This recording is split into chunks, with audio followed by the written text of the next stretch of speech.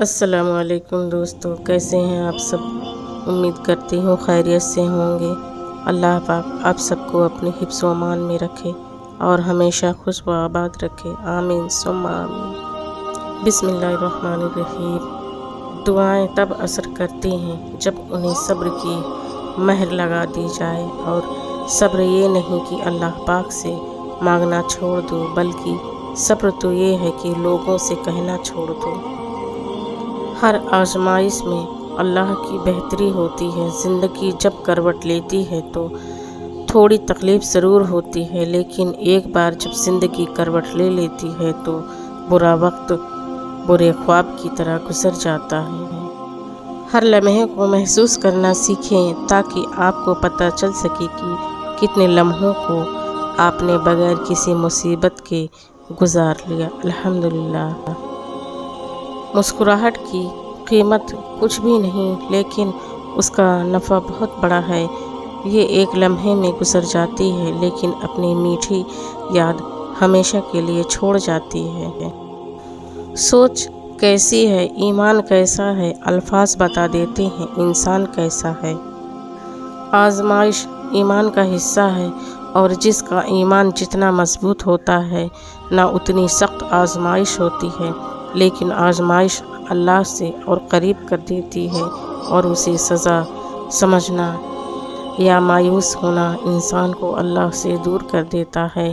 اس لیے کبھی آزمائش کو سزا مت سمجھا کریں، اللہ سے اس پر ثابت قدمی کی دعا مانگا کریں۔ یقین کریں وہ آپ سے اتنی محبت کرتا ہے کہ دنیا کی ہر فانی شے آپ سے دور کر کے آپ کو اپنے قریب کرنا چاہتا ہے۔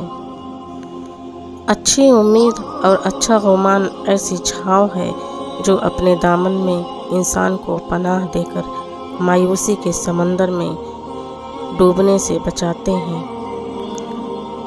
جب کون سے فیکون کی لڑی ملتی ہے تو پھر لمحوں میں تقدیر بدل جایا کرتی ہے، اور جب تم مایوس ہو جاؤ تو اپنے رب سے گفتگو کرو، وہ ہر دل کا حال بہتر جانتا ہے۔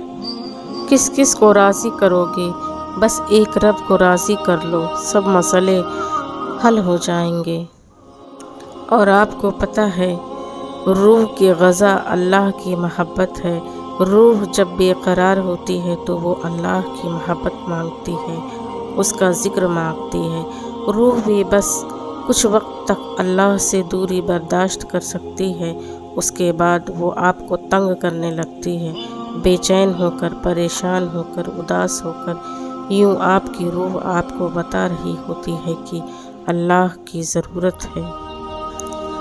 بات ہمیشہ تمیز سے اور اعتراض دلیل سے کرو، کیونکہ زبان تو حیوانوں کے منہ میں بھی ہوتی ہے، مگر وہ علم اور سلیقے سے محروم ہوتے ہیں۔ زمانے سے الگ اپنی ادا رکھتے ہیں، اس لیے تو ہم خود کو سب سے جدا رکھتے ہیں۔ یہ ممکن ہی نہیں ہم کسی کا دل توڑیں، ہم تو پھولوں کو توڑنا بھی گناہ سمجھتے ہیں۔